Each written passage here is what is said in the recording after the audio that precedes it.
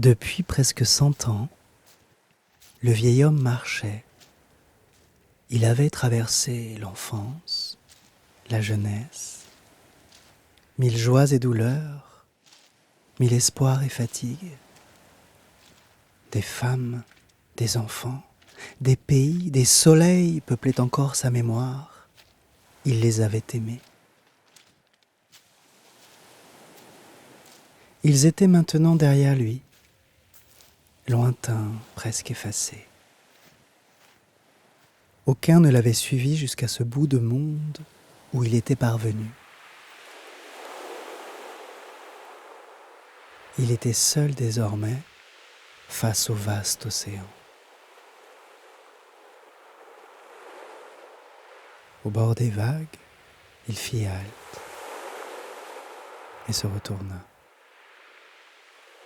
Sur le sable qui se perdait dans les brumes infinies, il vit alors l'empreinte de ses pas. Chacun était un jour de sa longue existence. Il les reconnut tous. Les trébuchements, les passes difficiles, les détours et les marches heureuses, les pas pesants des jours où l'accablaient des peines. Il les compta, pas un ne manquait. Il se souvint, sourit au chemin de sa vie. Comme il se détournait pour entrer dans l'eau sombre qui mouillait ses sandales, il hésita soudain.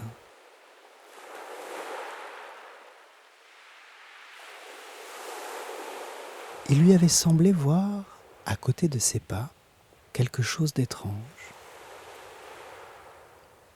À nouveau, il regarda. En vérité, il n'avait pas cheminé seul. D'autres traces, tout au long de sa route, allaient auprès des siennes. Il s'étonna. Il n'avait aucun souvenir d'une présence aussi proche et fidèle. Il se demanda qui l'avait accompagné. Une voix familière et pourtant sans visage lui répondit « C'est moi ». Il reconnut son propre ancêtre, la source d'où jaillit la longue lignée d'hommes et de femmes qui lui avaient donné la vie, celui que l'on appelait Dieu. Il se souvint qu'à l'instant de sa naissance, ce parent de tous les parents lui avait promis de ne jamais l'abandonner. Il sentit dans son cœur monter une allégresse ancienne et pourtant neuve. Il regarda encore. Alors, de loin en loin, il vit que les deux lignes d'empreintes parallèles quelquefois se rejoignaient. Certains jours de sa vie, la trace était unique. Il se souvint de ces jours. Comment les aurait-il oubliés ? C'étaient les plus terribles, les plus désespérés.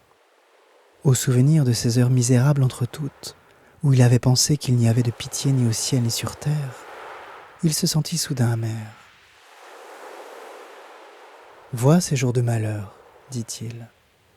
J'ai marché seul. Où étais-tu, Seigneur, quand je pleurais sur ton absence ? Tu m'as abandonné.